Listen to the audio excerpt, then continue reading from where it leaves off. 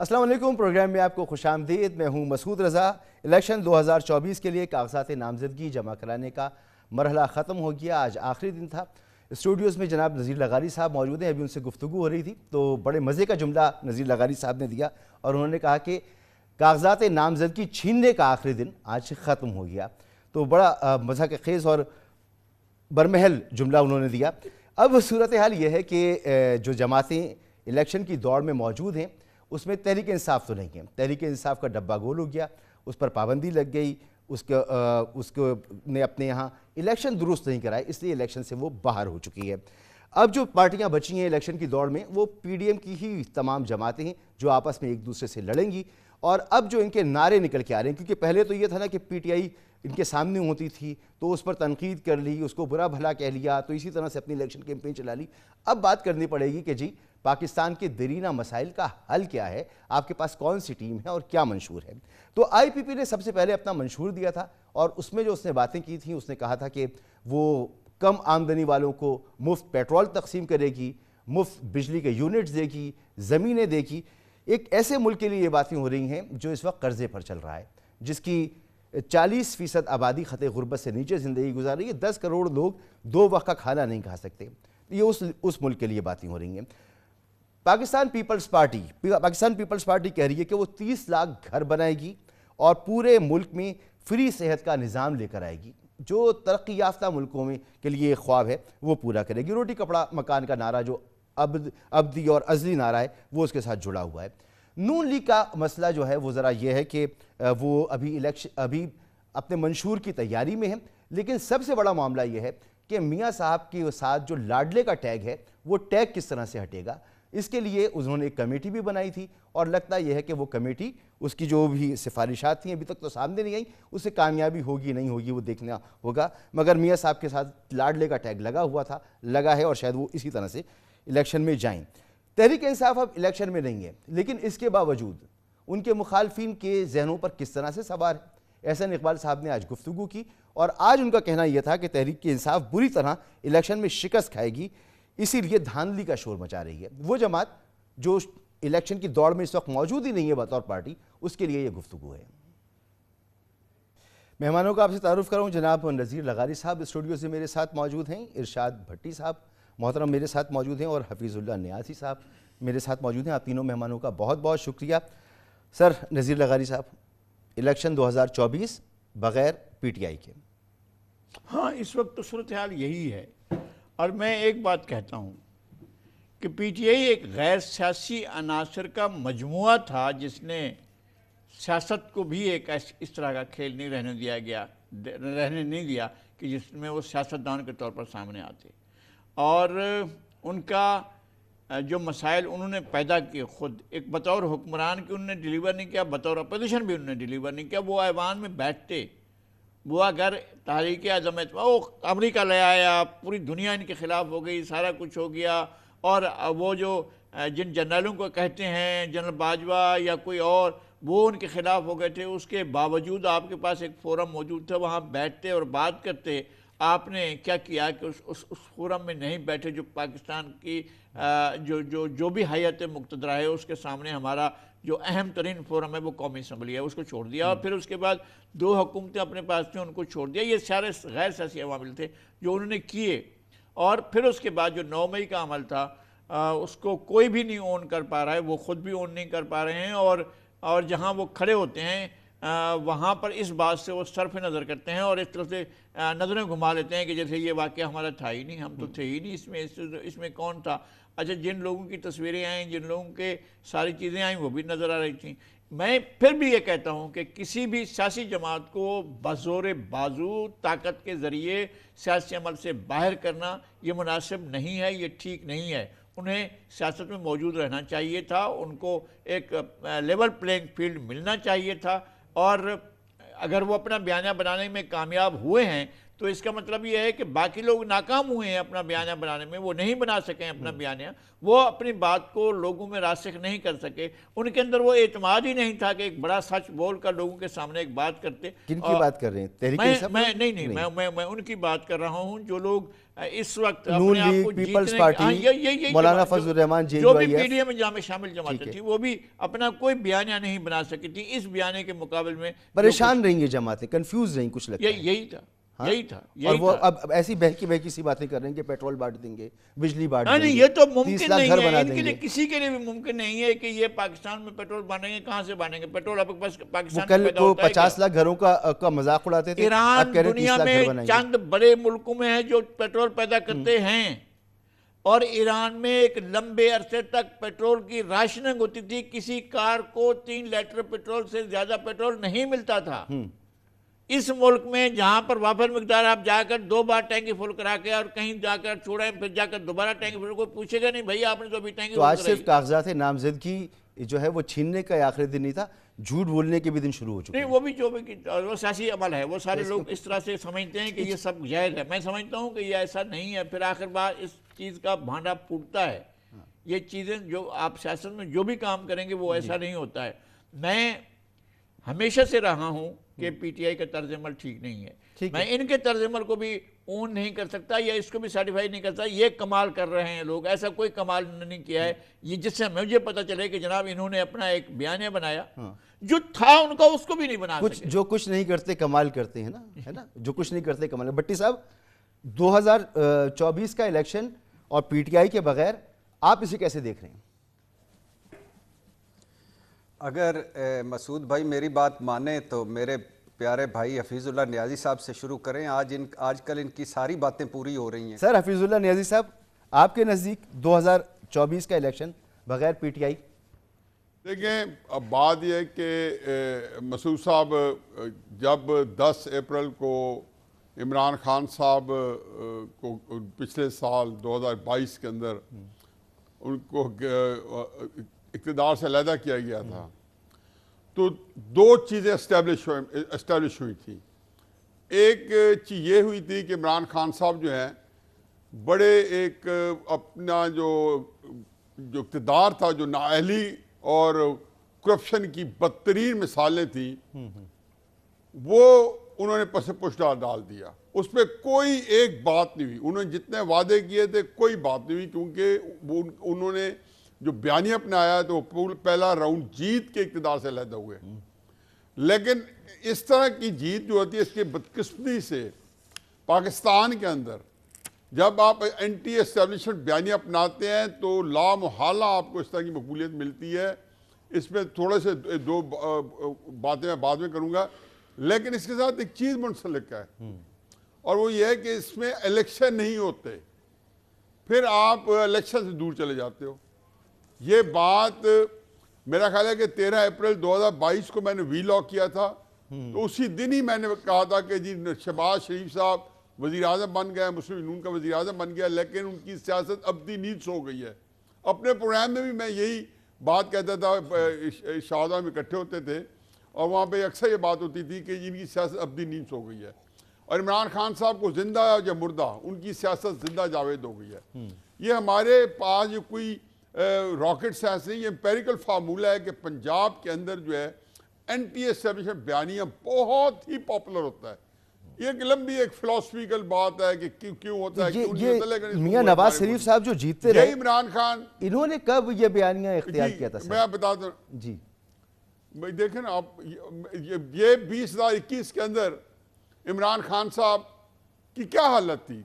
सारी तहरीक इंसाफ 2 जानू हाथ बांध के लंदन में मियां नवाज शरीफ साहब से टिकट मांगने के लिए खड़ी थी, और कोई एक बाय इलेक्शन बता दे जो नवाज शरीफ साहब ने हारा हो। कोई इलेक्शन चलो 2018 का इलेक्शन को एक तरफ रखे, 24 नवंबर 2007 को पाकिस्तान तशरीफ लाते हैं, और दिसंबर 2021 तक, कम से कम अगर नवंबर दिसंबर 2021 तक, मेरा ख्याल है कि जिस तरह पीपल्स पार्टी सिंध के अंदर नंबर 1, नंबर 2, नंबर 3, जिस तरीके से 2015 से पहले एमक्यूएम कराची में नंबर 1, नंबर 2, नंबर 3 थी, कमो पेश इसी तरीके से मुस्लिम नून जो है पंजाब में नंबर 1, नंबर 2, नंबर 3 थी। तरीके से बड़ी फोर्सफुल पार्टी थी, लेकिन मुस्लिम नून को इलेक्शन हराने की सूरत में वो इस काबिल नहीं थी। अब क्या हुआ कि जब अब शहबाज शरीफ साहब ने या मुस्लिम नून ने या पीडीएम ने चंद माह के इक़्तिदार के लिए नवाज शरीफ साहब की 40 साल सियासत पे खते तनसीख फेर दी और वो जमीन बोस हो गई। ये मुझे कोई हैरत नहीं हुई, मुझे तो बिल्कुल तैयार था। लेकिन coming back to the point कि जी जो कुछ पाकिस्तान में आप जहाँ पहुंच चुके हैं, मेरा ख्याल है कि हम बहुत एक मुश्किल हालात से हैं। कतई नजर इसका कि इमरान खान साहब का क्या जो है फ्यूचर है।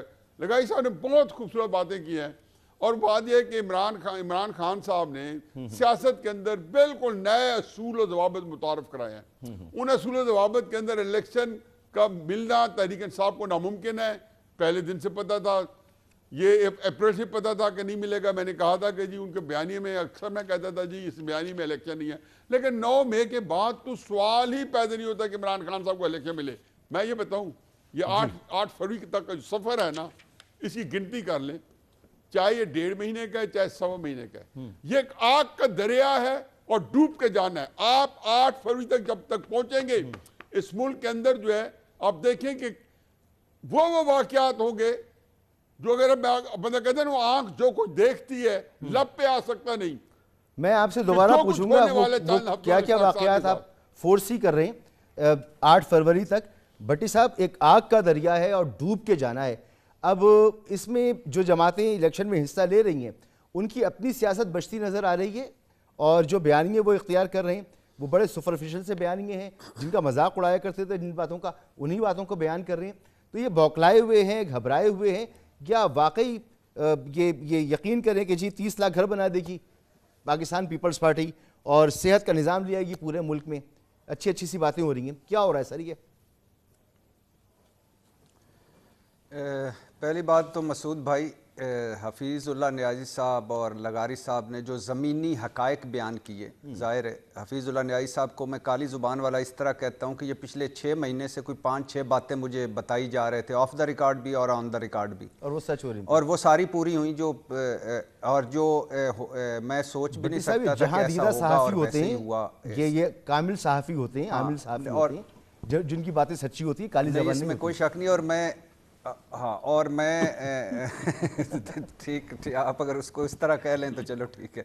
तो दूसरे नहीं, मैं इनसे मोहब्बत है मेरी इसलिए, और बड़ी अजीबो गरीब मोहब्बत है। यानी मैं ऑन द कैमरा हम जितना लड़ते हैं, ऑफ द कैमरा उतना ही हम मोहब्बत करते हैं। हाँ ठीक कह रहे हैं। और ज़ाहिर लगारी साहब और नियाज़ी साहब का जो एक्सपीरियंस है वो तो मैं उनसे डिफ़र कर सकता हूँ, हमेशा करता हूँ, लेकिन जो उनका एक्सपीरियंस है वो है।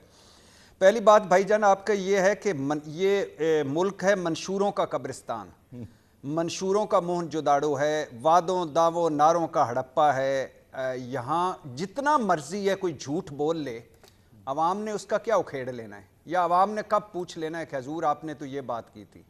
18वीं तरमीम जिसके गुण गाए जाते हैं उसमें तालीम मुफ्त थी, सेहत की सहूलतें मुफ्त थी। अब मुझे बताइए कि सारों ने अपने अपने सेफ हेवन बना लिए, हमें सेहत की तालीम सेहत क्यों ना मिल सकी मुफ्त, और तालीम क्यों ना मिल सकी मुफ्त, वो खा बलूचिस्तान हो, खा पंजाब हो, खा KP हो, खा सिंध हो। दूसरी बात यह है कि सबसे अब इस वक्त बयानिया है, कौन कहता है बयानिया नहीं, बयानिया है साड़ी गल हो गई है। आज का सबसे बड़ा बयानिया है साड़ी गल हो गई है। और साड़ी गल हो गई है कि खालक मुस्लिम लीग नून की इब्तदा हुई कर्ज उतारो मुल्क संवारो, और इंतहा हुई ये अभी शहबाज हुकूमत की कि कर्ज लो और मुल्क बचाओ, और दोनों पर अवाम ने तालियां बजाई कि वाह वाह वाह वाह वाह कि कमाल हो गया। और पीपल्स पार्टी, भुट्टो साहब 1970 में थे तो रोटी कपड़ा और मकान, और बिलावल भुट्टो जिनके क्रेडिट पे कुछ नहीं है सिवाय इसके कि वो बेनज़ीर भुट्टो साहबा के साहबजादे हैं, और वो आज भी रोटी कपड़ा और मकान बेच रहे हैं। आ जाइए हालात के जबर, अपने गलत फैसलों, सियासी हमाकतों और 9 मई के बोझ तले दबी तरीके इंसाफ, जिसके हवाले से मैं इमरान खान का हमेशा मोतरफ रहा हूँ कि इमरान खान ने मुझ पे एक नेकी की, स्टेटस को तोड़ा। Imran Khan best opposition leader टूट गया सर, स्टेटस को टूट गया। और दोबारा जुड़ता तो नजर नहीं आ जी रहा जी, ना? उसी का अगली उसे भाई अगल उसी पे आ रहा हूं मेरी जान कि स्टेटस को तोड़ा, फिर था परफॉर्म करना, जो परफॉर्मेंस वो परफॉर्म ना कर सका, टीम साथ जो मिला ली, और जो कुछ बाद में हुआ वो तारीख का हिस्सा है। हमने भी तनकीद की, यानी हालैंड का वजीर आजम साइकिल पे जाता है लेकिन मैं बनी गाला हेलीकॉप्टर पे जाऊंगा। तोहफे मुल्क और रियासत के मलकियत होते हैं, लेकिन मैं तोहफे लूंगा भी, छुपाऊंगा भी, बेचूंगा भी। और कोरिया में कश्ती डूबती है तो वजीर आजम इस्तीफ़ा दे देता है, लेकिन इधर मेरी रेलवे डूब जाए, महकमे डूब जाए, मंशूर डूब जाए, हम में से किसी ने इस्तीफ़ा नहीं देना। और कप्तान पर ट्रस्ट करना, कप्तान बेहतरीन टीम मुंतखब करता है, और फिर हमें मिले बुजदार, एहसन जमील गुज्जर, खावर मानिकाज, और फिर इसके अलावा महमूद खान, उस्मान बुजदार प्लस, और मरकज़ में जो देख लीजिए तो जी। लेकिन ये बेस्ट अपोजिशन है, और ये गैर सियासी जो कहा ना मेरे बुजुर्ग ने कि गैर सियासी अनासर का, नहीं सर नहीं, दुआ करें कि गैर सियासी अनासर इस सियासत में दाखिल हों, दुआ करें कि ये जो सियासत गाली बन चुकी है, चतर चलाकी बन चुकी है, झूठ बन चुकी है, मुनाफकत बन चुकी है, इसमें ये यूथ दाखिल हो। दुआ करें। मैं 9 मई के पहले दिन से मजम्मत करता हूं कि 9 मई में जो कुछ हुआ वो 9 मई एक सियात दिन था, तारीख दिन था, 9/11 है पाकिस्तान के लिए, लेकिन 9 मई पूरी तरीके इंसाफ ने नहीं किया। तरीके इंसाफ से जुड़े हुए हैं करोड़ों वोटर, यूथ, खवातीन, बच्चे, ओवरसीज पाकिस्तानी। यहाँ आप 9 मई के किसी मुलजम या मुजरम को ना छोड़ें, लेकिन बाकियों सारों को जो है उनको इस धारे में रहने दें और उसको सियासत में रहने दें। ये फिर वही मरूसी सियासत हम पे मुसल्लत हो जाएगी। चार तो फैसला हो चुका ना, नजर आ गया आपको, हो गया फैसला। सर नहीं, इलेक्शन पे जा रहे हैं ना, मैं कह रहा हूं कि सर पॉइंट क्या है इसमें? सर मैं कह रहा हूं कि वो फैसला हो जाए, जो भी फैसला हो जाए। तारीख में जब मैं और आप, हमारा नाम आएगा, अगर कभी आएगा भी, तो हमारा आएगा कि हमने क्या कहा। हम फैसला करने वालों में तो नहीं है ना हम फैसला मानने वालों में से। क्या है हम सर, तो पॉइंट अपनी क्या बात है? करेंगे।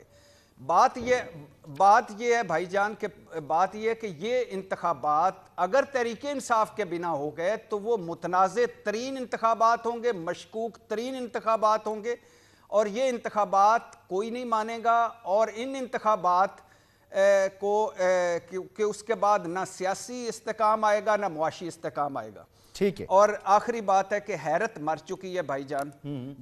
बुरे नसीब हैं, बद नसीब हम हैं, बुरे नसीब हमारे हैं। पाकिस्तान के बर्तन बिक चुके हैं, पूरा मुल्क गिरवी रखा जा चुका है। पाकिस्तान और पाकिस्तानी धोती और बुनियान में हैं।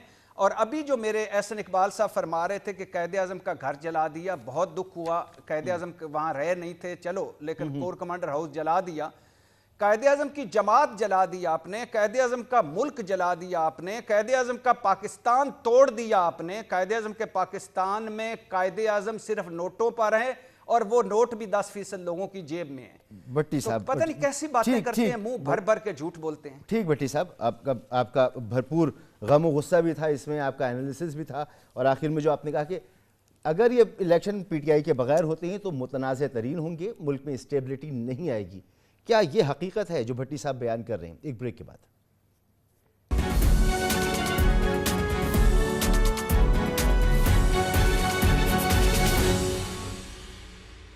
Welcome back. ब्रेक से पहले इरशाद भट्टी साहब ने कहा कि पीटीआई के बगैर ये इलेक्शन हुए 2024 के तो मुतनाज़ा तरीन इलेक्शन होंगे, कोई इन इलेक्शंस को नहीं मानेगा। भाई नहीं मानता तो ना माने। पहले क्या कुछ हो गया मुल्क के अंदर, पंजाब के इलेक्शन नहीं हुए, केपी के इलेक्शन नहीं हुए, आइन पामाल हो गया, आइन टूट गया, जो नेशनल असम्बली के आम इंतखाबात थे वो अपने वक्त से आगे चले गए, अदालतों के फैसले थे वो नहीं माने गए। क्या हो गया? अगर मुतनाज़ा होंगे तो होते रहे, मुल्क तो चलता रहेगा। पहली इतनी चीज़ें मुतनाज़ा हुई, क्या कुछ मुतनाज़ा नहीं हुआ इस मुल्क में? हफीज़ुल्लाह नियाज़ी साहब, इसका तो मैं आपसे जवाब लूँगा ही, लेकिन आपने इससे पहले वाले सेगमेंट में कहा कि देखिए 8 फरवरी तक क्या क्या कुछ होगा इस मुल्क में, आप क्या फोर्सी कर रहे हैं। बिलावल साहब ने आज एक बात की है और वो कहते हैं कि पहले मियाँ साहब का नारा था कि मुझे क्यों निकाला गया, और इस इलेक्शन में उनका नारा होगा कि मुझे क्यों बुलाया गया। सुनिए ज़रा वो क्या कह रहे हैं, कितनी हकीकत है उनके इस ख्याल में।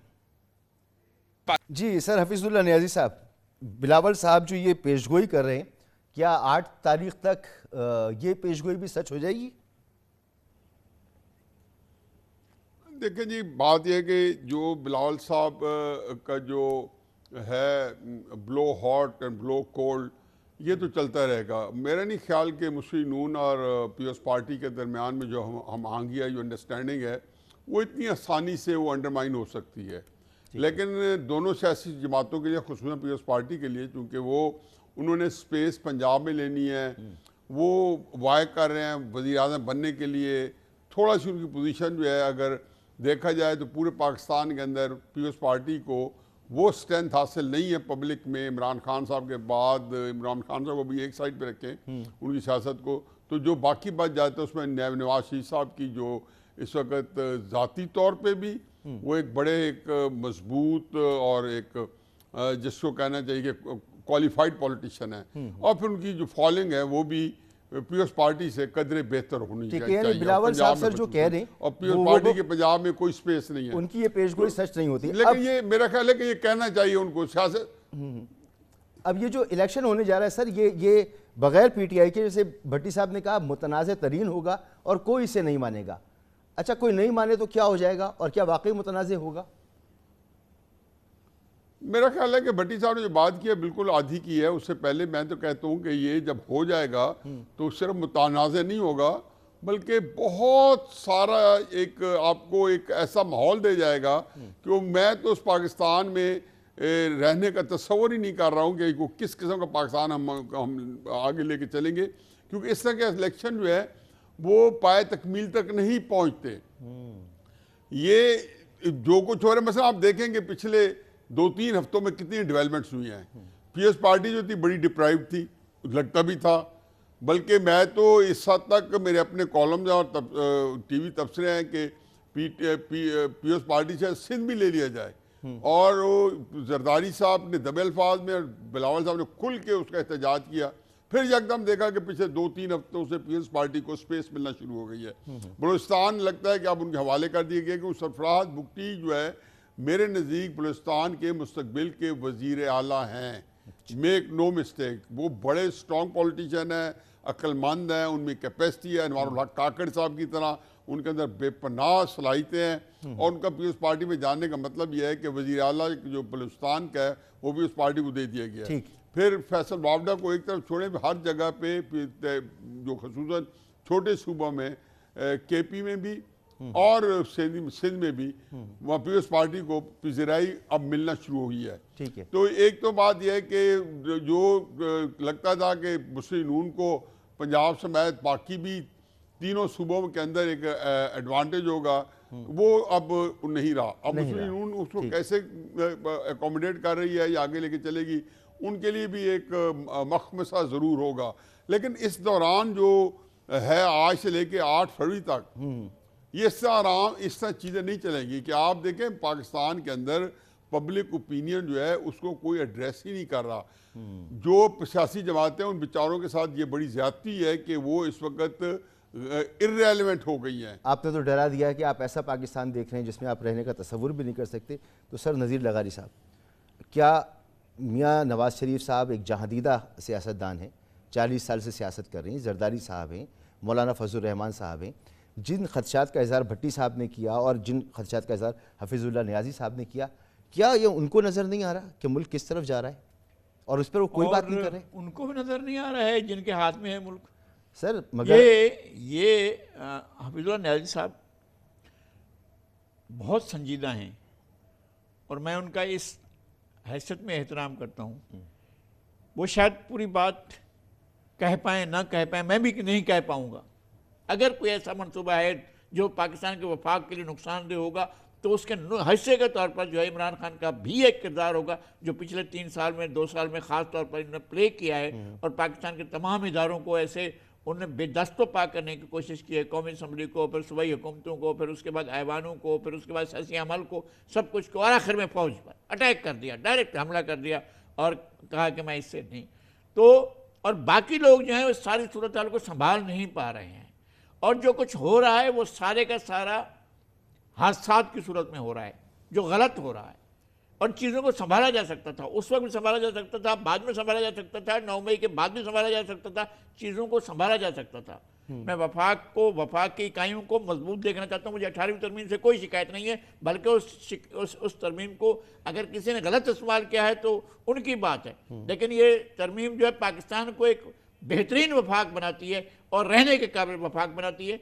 लेकिन अब बाकी जो इक़दाम हो रहे हैं वो रहने के काबिल नहीं हो। इस वजह से हफीजुल्लाह नियाज़ी साहब को खदशात जो हैं, जिस वजह से वो ये भी कह रहे हैं, तो मैं उसको समझता हूँ और मैं नहीं चाहता हूँ कि ऐसा होना चाहिए। और हम किसी काबिल नहीं हैं, ना हम किसी महाज पर हैं, ना हम किसी दूसरी जगह पर। हम इस महाज पर जिस पर आप बैठे हुए हैं, आपके साथ बैठे हुए हैं, आपके सामने इजहार कर रहे हैं, लेकिन हमारा मसला ये है कि आप कुछ करना है कर लें यार। इस जुग्राफिया को, पाकिस्तान के, इसको नुकसान नहीं पहुंचना चाहिए, इस वफाक को नुकसान किसी सूरत में नहीं पहुंचना चाहिए। कभी नहीं हो सकता। और मैं ये समझता हूं कि बहुत से अनासर इसके पीछे होंगे, बहुत से ताकतें इसके पीछे होंगी और बहुत से लोगों की बहुत सी ख्वाहिशें भी होंगी। और प्लेयर्स जो हैं वो इस खेल को खेलने के वो खेल रहे थे ना यार, जो ईस्ट पाकिस्तान में होता। मैं तो उस वक्त आप लोगों ने देखा है बिल्कुल 2 लाख होते, लिहाजा आप लोगों के जो खदशात हैं वो बिल्कुल हैं तो एड्रेस होने चाहिए। आपके खदशात हों, हफीजुल्लाह नियाज़ी साहब के खदशात हों, आप तजुर्बाकार लोग हैं, आपने ज़माना देखा है, पाकिस्तान को 2 लाख होते भी देखा है। भट्टी साहब, मैं तो डर गया हूँ दोनों बुजुर्गों की गुफ्तगू सुनकर, क्या कहेंगे आप? भाईजान, यही कहूँगा कि हम वो बदनसीब लोग हैं जिन्होंने अपनी गलतियों से कुछ नहीं सीखा, और हम वो बदनसीब लोग हैं जिनके पास लीडरशिप अब नहीं है। आप इस वक्त मुल्क को देख लें और उसमें से देख लें, किसी एक पार्टी, एक जमात के बस की बात नहीं रहा अब ये मुल्क। सारे स्टेक होल्डर्स को मिलकर बैठना पड़ेगा तभी आगे। मगर भट्टी साहब, ये अच्छी बात नहीं है कि इस वक्त तमाम वो जमातें इलेक्शन में हैं जो अभी माजी करीब में एक हुकूमत का हिस्सा थी और आगे जाके कभी इम्कान ये है कि दोबारा से हुकूमत का हिस्सा हो जाएंगी। अपोजिशन बराए नाम हो शायद अगले इलेक्शन में। अच्छा, मुझे ये बताइए, छोड़ दीजिए अपोजिशन हो ही ना, ये 16 महीने अपोजिशन तो थी कोई नहीं ना। कौमी असम्बली भी वो जाली और अधूरी सी थी और 16 महीने पीडीएम की हुकूमत थी, और मिला क्या ये आपके सामने और मेरे सामने भी है। छोड़ दीजिए इस सारी चीज़ों को, मुझे बताइए कि अभी तक ये सारी जमातें जो हैं, किसी ने कोई आबादी पर बात की है कि हमारा सबसे बड़ा मसला आबादी बम है? बेपैंदे की मईशत पर किसी ने कोई प्रेस कॉन्फ्रेंस की हो? मुआशी इस्लाहात पर की हो? अदल पर की हो? तालीम पर की हो? कर्ज़ों पर की हो? महंगाई, बेरोज़गारी, गुर्बत पर की हो? या 200 जो इदारे खसारे में उन पर की हो? खारजा पॉलिसी पर की हो? दाखिला पॉलिसी पर की हो? नहीं की, क्योंकि ये इनके मसले ही नहीं है, ना इन्होंने ये काम करना है। आप देखिए कि ये जो 3 काम आर्मी कर रही है इस वक्त, एक माफियाज के खिलाफ क्रैकडाउन, ये 16 महीने पीडीएम ने क्यों नहीं किया? और उससे पहले जब ये रिपोर्ट्स पब्लिक हुई थी तो उस क्यों नहीं हो सका? और ये जो गैर कानूनी तौर पर गैर मुल्की मुकीम हैं, ये क्यों नहीं इन्होंने किया? और ये जो बिजनेस फैसिलिटेशन काउंसिल है, ये क्यों नहीं की? क्यों नहीं मानते भाईजान कि इनके पास, अच्छा करप्शन छोड़ दीजिए, इन्होंने खुद कहा सारी पीडीएम ने कि करप्शन से, चूंकि ये करप्शन में नक्को नक डूबे हुए थे, इन्होंने कहा करप्शन से बड़े नाअहली है। उसको ही मान लें तो अब इनके पास हल ही कोई नहीं है, ये मसाइल इनसे बड़े हो गए हैं।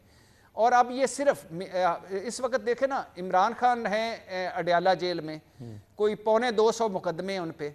जरदारी साहब का पंजाब में कोई इतना बड़ा असर रसूख नहीं, वो सिंध जीतेंगे इधर उधर से जीत के, तो वो सेकंड वो अपनी उस चक्कर में है कि कौमी हुकूमत में उनका भी किरदार हो, अगर कौमी हुकूमत बनती है, कोलेशन बनती है।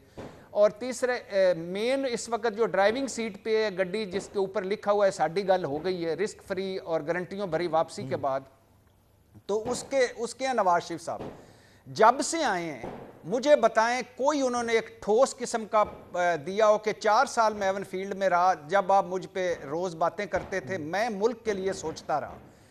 हमें कहा गया कि वो आ रहे हैं और खुशहाली आ रही है, वो आ रहे हैं, मुल्क उन्होंने संवारना है, क्या दिया? अभी फिर टाकी मार रहे हैं अपने मंशूर पर, उसको कहते हैं पॉलिश पुलिश करके और दोबारा पेश किया जाए। तो मुझे बताएं उनका विजन क्या है, पॉलिसी क्या है, रोड मैप क्या है? सिर्फ 2 बातें करी जा रहे हैं मुसलसल। एक कि जो मुझे निकाला क्यों, और दूसरा जब मैं था मुल्क खुशहाल था। अब उनको कई बार मैं कह चुका हूं कि हजूर ये भी बड़ा अहम होगा, आप इस पे कमीशन बनाएं, ट्रुथ कमीशन बनाएं, फायज ईसा काजी साहब को एक लेटर लिखें कि आपको क्यों निकाला, गलत निकाला कि सही निकाला। लेकिन उससे ज्यादा अब लोग पूछते हैं कि आप वापस कैसे आए। ठीक, और वो भी बात करते हैं जाली मेडिकल रिपोर्टों पर मुबैना तौर पर लंदन कैसे गए। आपके ख्वाजा आसिफ क्यों कह रहे हैं कि 2019 ये तो बच्चे को पता है ना, ये तो बच्चे को पता है, और खुद मियां साहब को भी बहुत बेहतर तौर पर पता है कहां वजीर आजम बनने जा रहे हैं। जब वो मुल्क से बाहर गए तो वो बीमारी उनको थी ही नहीं, जिस बीमारी की रिपोर्ट सामने आई थी उनको पता है। वो अगर होता तो फिर अब तो खुल के बातें सामने आ गई ना। सर हफीजुल्लाह नियाज़ी साहब, ये बड़ी इंपॉर्टेंट बात है कि जब किसी मुल्क में इलेक्शन होते हैं तो जमातें अपनी शेडो गवर्नमेंट कैबिनेट सामने लेकर आती हैं, अपना मंशूर सामने लेकर आती हैं, जो मसाइल हैं उनको एड्रेस करने की बात करती हैं, उन पर डिबेट्स होती हैं। हम तो तरसे में कि कब हम डिबेट करेंगे इनके मंशूर पर, इनकी शेडो गवर्नमेंट्स, इनकी शेडो कैबिनेट्स के ऊपर। तो ये इन चीज़ों पर ये जमातें आगे नहीं बढ़ रही हैं, इसकी क्या वजह है? पता नहीं आपके लिए क्या रोल मॉडल हो सकता है, क्यों पाकिस्तान के जो हालात हैं वो तो हमें कोई और चीज़ सिखाते हैं। वो ये बताते हैं कि इमरान खान साहब ने जिस तरह भी हुकूमत की है, आपके सामने है 3.5 साल जी, उसकी कोई गोशमाली हुई है? कल किसी ने कहा है कि उसका जो दौर था उसे अपने मंशूर पूरा नहीं किया, अगर वो दे तो फ़र्ज़ किया कोई आइडियल जो कि उन्होंने कैबिनेट, आपने देखा नहीं तो 2018 के अंदर किस तरीके से सारी चीज़ें बन रही होती थी, इकॉनमी पे बात हो रही होती थी, हर चीज़ पे उन्होंने एक टास्क फोर्स बनाई हुई थी। कोई बात हुई है? उससे पहले चले जाएं, परवेज़ इलाही साहब ने, ये जो इसके ऑपोजिट एक मिसाल है, 2002 से लेकर 2008 तक मेरा ख्याल है बहुत अच्छी हुकूमत की है और हर कोई उनके गुण गाता है, लेकिन उनकी सियासत को क्या मिला 2008 में? मतलब काफ लीग जो थी उनकी सियासत हार गई, उनकी पॉलिसीज जो थी, उनकी जो मंशूर था, उनकी जो इकॉनमी थी या उनका जो गवर्नेंस सिस्टम था बहुत अच्छा था। कोई बंदा दो बातें नहीं करेगा। देखिए इस पाकिस्तान के अंदर आपको ये समझने की कोशिश करें कि सियासत का आपके इस तरह के जो खुशहाली से कोई ताल्लुक नहीं है पाकिस्तान का। यहाँ पे एक जो आपकी सियासत है वो थ्राइव करती है आपके बयानी के ऊपर। एक बयानिया जो है ना, एक बयानिया नवाज शरीफ साहब ने जब भी दिया कि इस्तीफा नहीं दूंगा 93 में, अगर वो ना कहते यकीन जाने को सियासत की रद्दी की टोकरी में पड़े होते। आज वो सियासत जो है एक साख के साथ कर रहे हैं। फिर उसके बाद 99 के अंदर उन्होंने रजिस्ट किया, फिर उनको थोड़ी इज्जत मिल गई। 2018 में मुझे क्यों निकाला, मलफूफ सा बयानिया दिया, कोई खुल के नहीं बोले, लेकिन उनकी सियासत को 4 चांद लगे। लेकिन मेरा इस वक्त जो क्राइसिस है वो ये है कि मेरे से दोनों दोस्त जो कर रहे हैं, मैं उन्हीं की बात को दोनों को थोड़ा सा सम अप करूँगा कि इस वक्त आप ये देखें कि हम एक बिल्कुल नाक की लकीर में चल रहे हैं। नवाज शरीफ को कैसे निकाला था सर? क्यों? मेरा सवाल तो ऑपरेशन था। मैं बता रहा हूँ, नहीं मैं बता रहा हूँ इसमें बड़ी अहम मैं बात कर रहा हूँ। मसूद ये बात प्लीज इसको जी, नहीं मेरी बात देखे ना, मैं कोई बात और कर रहा हूँ। नवाज शरीफ को निकाला, इंतहाई कामयाब ऑपरेशन। चलो 90 में बेनज़ीर को निकाला, 93 में नवाज शरीफ को निकाला, फिर बेनज़ीर, फिर नवाज शरीफ, फिर जो भी निकालते हैं, कामयाब ऑपरेशन। लेकिन ये भूल जाते हैं कि एक 1971 में भी किया था उन्होंने, और उसी का सामना फिर ना हो। अब पहली तरजीह क्या है कि क्योंकि आप एक ऑटो पायलट पे है, हालात का जो जबर है वो ये कहते हैं जी पहले इमरान को निपटे। नहीं सर, सवाल ये है कि जिन्होंने अपना कंधा दिया हुआ है ना, लेकिन हालात ये है कि इस वक्त तरजीहात सर वो इस वक्त हालात ये तरजीहात आपको चेंज करनी होगी भाई। मैं कहता हूँ कि आप तरजीहात चेंज करें, इमरान की फिक्र ना करें, पाकिस्तान की फिक्र करें, वतन की फिक्र करना दा, मुसीबत आने वाली है, तेरी बर्बादियों के मशवरे आसमानों में। आप ये तरजीह चेंज करनी पड़ेगी। ये 2018 नहीं है, ये 2013 नहीं है। मेमो गेट के ऊपर आपने जो है यूसुफ गिलानी को निकाल दिया और हर जगह हर दफा आपने किसी न किसी को निकालते रहे, चल जाता था काम, बिल्कुल हालात फर्क थे। अब आपके जैसे लगाई साहब ने बात की, मैं तो कहता हूँ उसको ज्यादा फोर्सफुली कहता हूँ कि शायद कि किसी पे असर का ये बात कि इस वक्त को कम से कम ये ना कहें। मैं असेंबली के अंदर देखता हूँ कि किस बंदे ने शोर मचाया था। मुझे एक ब्रेक की तरफ जाना है और खुदा ना करे कि पाकिस्तान खुदा न ख्वास्ता माजी में जो कुछ हो चुका उस तरफ दोबारा से पाकिस्तान जाए, जिस खदशे का इजहार आप कर रहे हैं, नज़ीर लगारी साहब कह रहे हैं, अल्लाह ना करे। और मुझे पूरी उम्मीद है कि ये मुल्क न सिर्फ कायम रहेगा बल्कि तरक्की करेगा, आगे बढ़ेगा। और ये जो चीज़ें हैं ये ज़रूर इस पर डिबेट होनी चाहिए कि इस वक्त जो ये मुश्किल हालात हैं, नामसाइद हालात हैं, इनसे निकलने के लिए हमारी सियासी जमातों का जो किरदार होना चाहिए था वो किरदार हमें क्यों नज़र नहीं आ रहा। क्यों, अगर इतने मखदूश हालात हैं तो उन्होंने अपना कंधा क्यों फराम किया हुआ है, वो क्यों आगे बढ़कर नहीं बता रहे कि पाकिस्तान की मईशत के मसाइल को वो कैसे हल करेंगे। जब इक़्तिदार लेने के लिए आए हैं वो क्यों नहीं बता रहे कि ये आबादी का जिक्र किया गया, बढ़ती हुई आबादी को रोकने के लिए उनके पास क्या प्लान है, उनके पास क्या प्लान है कि पाकिस्तान को बैरूनी दुनिया में, पूरी दुनिया में उसकी जो खारजा पॉलिसी है उसको इतना मौसर बनाए कि हर मुल्क से अच्छे ताल्लुकात हैं उसकी से मौजूद हो। ख़त गुरबत में भी जो लोग नीचे गिरे हुए हैं उनको कैसे ऊपर लेकर आना है। तो ये सियासी जमातों को भी तो चाहिए ना कि वो आगे बढ़ें, अपना मंशूर पेश करें, प्रोएक्टिव किरदार अदा करें, मगर वो नहीं कर पा रही ये एक सवालिया निशान है। इस पर मजीद बात करते हैं ब्रेक के बाद।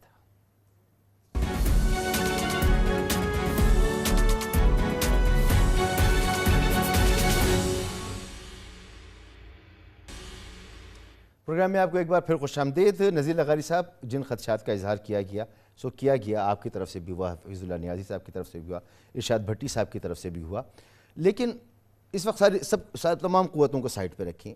इस वक्त जो सरफेस पे जो फेस मौजूद हैं हमारे सामने वो तो मियाँ नवाज शरीफ साहब का है, आसिफ अली जरदारी साहब का है और मौलाना फजल रहमान साहब का है, उसमें MQM मौजूद है। तो इन सियासी जमातों का जो किरदार है वो इतना प्रोएक्टिव और पॉजिटिव हमें क्यों नज़र नहीं आ रहा कि इन खदशात का इजहार हो रहा है। उनको भी तो समझ में आ रहा होगा कि क्या हो रहा है, जो आप कह रहे हैं वो क्या रोल प्ले कर रही हैं इस वक्त।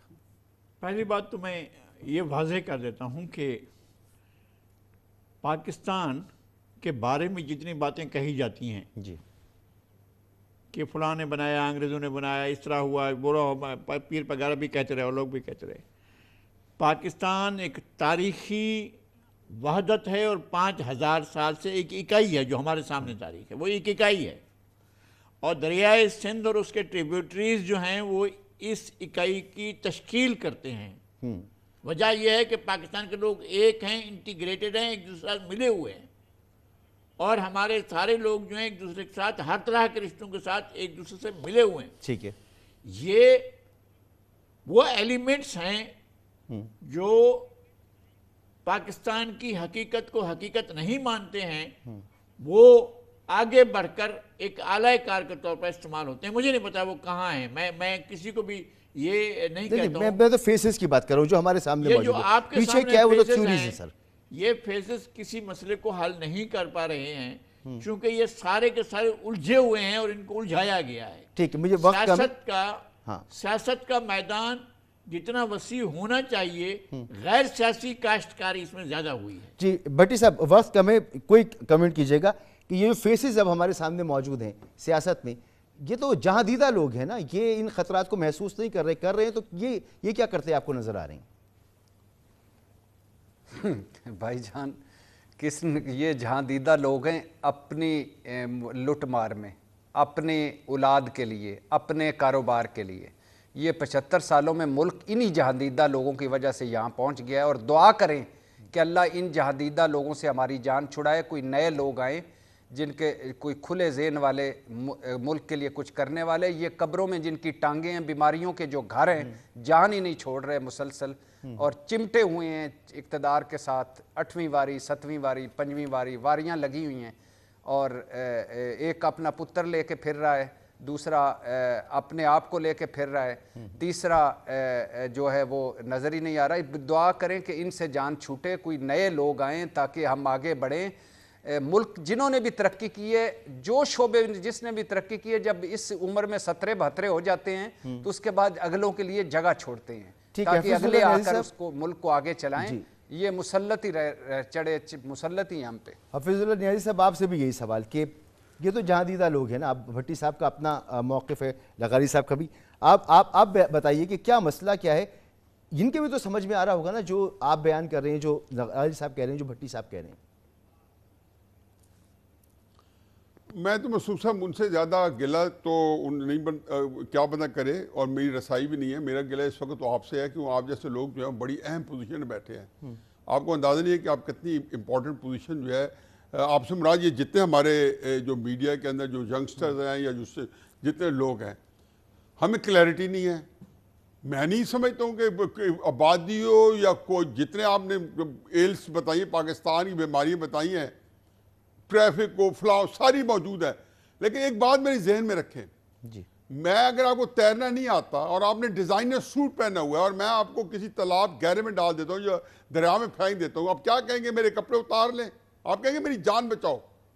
आप अपने बाली के या बड़े कीमती जो है $2000 वाले जूतों की फिक्र नहीं करेंगे?